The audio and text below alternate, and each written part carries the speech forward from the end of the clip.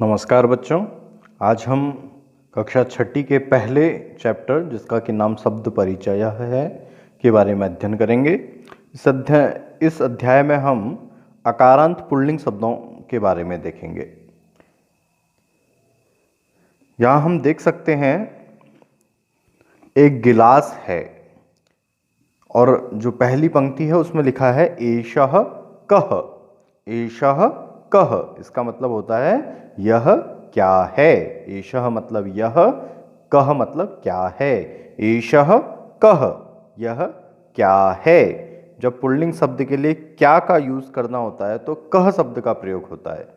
तो उसका आंसर दिया गया है सेकंड लाइन में एषः चषकः। एषः चषकः यह गिलास है। एक गिलास को दिखाया गया है और फिर उसके बाद पूछा जा रहा है कि यह क्या है, व्हाट इज दिस, और आंसर है दिस इज ए गिलास। तो उसी को यहां पे बताया गया है संस्कृत में एषः कः एषः चषकः। यह क्या है, यह एक गिलास है। किम एषः बृहत्। किम मतलब होता है क्या, एषः मतलब यह, बृहत् मतलब बड़ा। क्या यह बड़ा है? तो उसका उत्तर दिया फोर्थ लाइन में न, नहीं। एषः लघुः। एषः लघुः यह छोटा है। अब सेकंड पिक्चर में हम देख रहे हैं एक टेलर है जो अपना काम कर रहा है। तो यहां पे पूछा गया है सह कह, वह कौन है। टेलर दूर बैठा है और दो व्यक्ति बात कर रहे हैं टेलर के बारे में और पूछ रहे हैं कि वह कौन है। सह कह वह कौन है। जब हम किसी लड़के के लिए या किसी आदमी के लिए वह का यूज करते हैं, जिसे इंग्लिश में एच ई ही कहा जाता है, उसके लिए संस्कृत में जो प्रयोग शब्द होता है वो होता है सह। पहली पंक्ति में देखिए सह कह वह कौन है। इट मीन्स ये जो टेलर है ये थोड़ी दूर बैठा हुआ है और पूछा जा रहा है कि वह कौन है। तो उत्तर क्या आता है सह शौचिकः। सह शौचिकः वह दर्जी है। सह शौचिकः वह दर्जी है। फिर पूछा जाता है थर्ड लाइन में शौचिकः किम करोति। शौचिकः किम करोति। शौचिकः मीन्स दर्जी, टेलर, किम करोति मतलब क्या करता है। तो क्या करता है। फिर उसके बाद फिर एक क्वेश्चन पूछा जाता है किम सह खेलति। क्या वह खेलता है। तो क्या दर्जी खेल रहा है? नहीं, वो तो सिलाई कर रहा है। तो उत्तर है न, नहीं। सह वस्त्रम सीवयति। सह वस्त्रम सीवयति वह कपड़ों की सिलाई करता है या कर रहा है। थर्ड पिक्चर में देखेंगे दो कुत्ते हैं। फर्स्ट जो टू पिक्चर्स थी उसमें हमने देखा वो एक एक की थी, उसमें या एक गिलास था और एक दर्जी था। अब थर्ड जो पिक्चर है इसमें दो हो गया है, दो कुत्ते हैं। जो फर्स्ट दो पिक्चर्स थी वो एक वचन की थी। जो जब कोई चीज एक हो, जैसे कोई एक गिलास हो, एक लड़का हो या एक लड़की हो, तो इसे सब एक वचन कहते हैं। जब एक से ज्यादा हो जाएं, दो गिलास हो जाएं, दो लड़के हो जाएं, दो लड़की हो जाएं, तो उसे द्विवचन कहते हैं। और जब मोर देन टू हो जाता है तो उसे बहुवचन कहते हैं। उसको भी हम आगे देखेंगे। तो अब दो वचन द्विवचन के बारे में यहाँ पे कहा है एतौ कौ। एतौ कौ यह दोनों कौन है। एतौ यह दोनों, कौ कौन है। एतौ यह दोनों सुनकौ स्तः। एतौ सुनकौ स्तः यह दोनों कुत्ते हैं। यह दोनों कुत्ते हैं। किम एतौ गर्जतः। किम एतौ गर्जतः क्या यह गरजते हैं। क्या ये गर्जन करते हैं। क्या यह दोनों गरजते हैं। न, नहीं। एतौ गरजता तो शेर है, कुत्ता तो भौंकता है। तो क्या होगा उत्तर न, नहीं। एतौ उच्चैः बुक्कतः यह ऊंची आवाज में भौंकते हैं, ये लाउडली भौंकते हैं, ये गरजते नहीं हैं। अब फोर्थ पिक्चर में हम देख रहे हैं दो बैल हैं। तो यहां पे पूछा गया तऊ कऊ, तऊ कऊ वह दोनों कौन हैं? तऊ बलिवर्दऊ स्तः वह दोनों बैल हैं, या वह दो बैल हैं, दोनों तरीके से बोला जा सकता है। वह दोनों बैल हैं या वह दो बैल हैं। तऊ बलिवर्दऊ स्तः वह दोनों बैल हैं। किम तऊ धावतः क्या वह दोनों दौड़ते हैं? किम तऊ धावतः क्या वह दोनों दौड़ते हैं? न नहीं। तऊ वह दोनों क्षेत्रम कर्षतः वह दोनों, जो क्षेत्र मतलब खेत में कर्षतः जोतते हैं, वह दोनों खेत को जोतते हैं। अब नेक्स्ट पिक्चर में यहां पर मोर देन टू हो गया है, तो इसे कहा जाएगा बहुवचन। अब पूछा गया एते के यह सब क्या है? तो उत्तर आता है एते स्यूताः सन्ति, एते स्यूताः सन्ति यह सब बैग्स हैं, ये सब बैग हैं।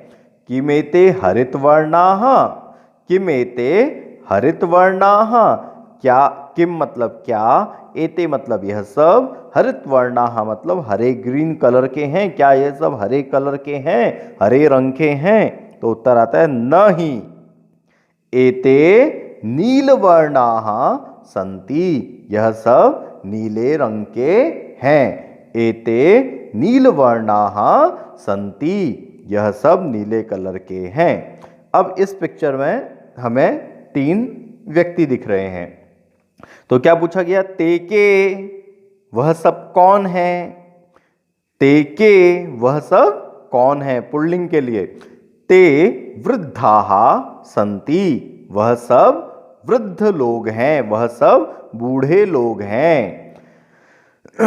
किम ते गायन्ति क्या वह गाते हैं? किम मतलब क्या, ते मतलब वह सब, गायन्ति मतलब गाते हैं, क्या वह सब गाते हैं? तो उत्तर आता है नहीं। ते हसन्ति वह सब हंसते हैं, ते हसन्ति वह सब हंसते हैं। पुनः देखेंगे ते के वह सब कौन है?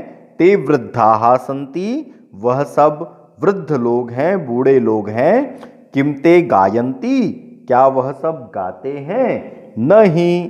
ते हसन्ति नहीं वह सब हंसते हैं। अब यहाँ पे वर्ण विन्यास, जो जो शब्द हमारे सामने आए, जैसे फर्स्ट पिक्चर में हमने चषकः देखा, सेकंड पिक्चर में हमने शौचिकः देखा, थर्ड पिक्चर में हमने क्या देखा?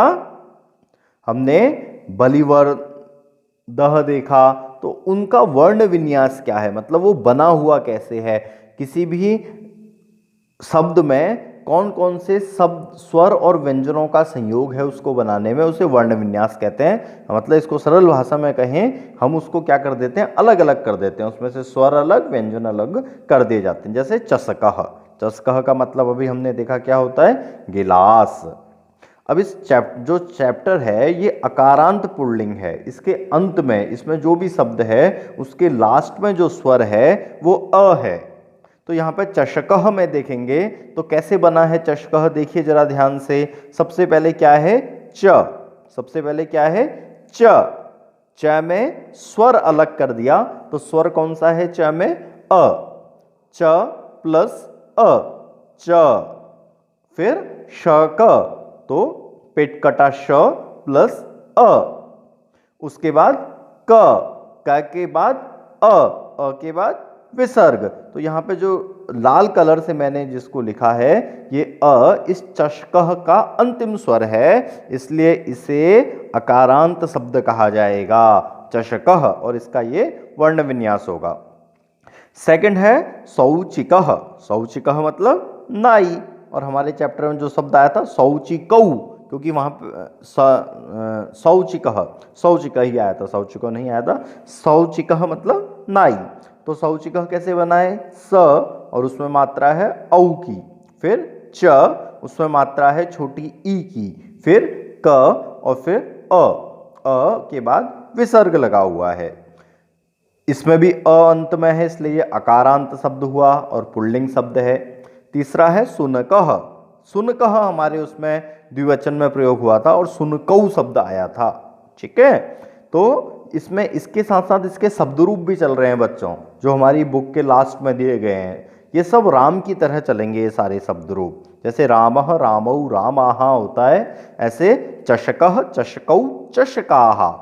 एक गिलास के बारे में अगर हम बोलेंगे तो चषकः, 2 गिलास के बारे में बोलेंगे तो चषकौ, और 2 से ज्यादा गिलास के बारे में अगर हम बोलेंगे तो जिसे बहुवचन कहा जाता है तो चषकाहा। तो चषकः चषकौ चषकाहा, शौचिकः शौचिकौ शौचिकाहा, सुनकः सुनकौ सुनकाहा। ये इसके एक वचन, द्विवचन और बहुवचन है। नेक्स्ट देखेंगे, नेक्स्ट जो इसमें है बलिवर्दह। बलिवर्दह मतलब बैल, तो बलिवर्दह कैसे बना है? ब में अ का स्वर है, लय है, उसमें बड़ी ई की मात्रा है, व है और अ है। उसके बाद र द और अ है, इसमें भी पुनः अंत में जो स्वर है वो अ है, इसलिए ये भी अकारांत पुल्लिंग शब्द है। और इसके बाद है श्यूतः। श्यूतः मतलब क्या होता है, याद है ना आपको? श्यूतः मतलब बैग, थैला। तो स इसमें कोई स्वर नहीं है, श्यूतः में जो स सकार है उसमें कोई स्वर नहीं है। तो स य उ त अ, इसमें भी अंत में त है, इसलिए ये भी क्या हो गया? अकारांत शब्द हो गया। और लास्ट है वृद्धः। वृद्धः मतलब ओल्ड, ओल्ड मैन के लिए वृद्धः शब्द होता है। तो व और उसमें मात्रा री की, फिर ध द और अ, इसमें भी अंत में अ स्वर है। इस प्रकार इन शब्दों का वर्ण विन्यास होता है। और बहुत सारे शब्द हमारी बुक में और हैं, आप उन सबको पढ़ेंगे और उसका अभ्यास करेंगे कि कैसे वर्ण विन्यास होता है, और चैप्टर में देखेंगे कौन कौन से और नए शब्द हैं जिनका आप वर्ण विन्यास कर सकते हैं। नेक्स्ट वीडियो में बच्चों हम इसके आगे इसके जो भी प्रश्न उत्तर हैं उनका समाधान करेंगे। और अगर आपको इस पाठ को पढ़ने के बाद और इस वीडियो को देखने के बाद अगर आपको कोई प्रॉब्लम महसूस होती है, यदि आपको कोई समस्या लगती है पाठ में, तो आप कमेंट्स बॉक्स में जाके वहां पर कमेंट्स लिखिए, आपको क्या समस्या हो रही है। मैं आपको उसके यथाशीघ्र उत्तर देने का प्रयास निश्चित रूप से करूंगा। तो अब हम पुनः दूसरे वीडियो के साथ, जिसमें इस पाठ के अन्य प्रश्नोत्तर होंगे, आपसे मिलेंगे। तब तक के लिए नमस्कार, बहुत बहुत धन्यवाद।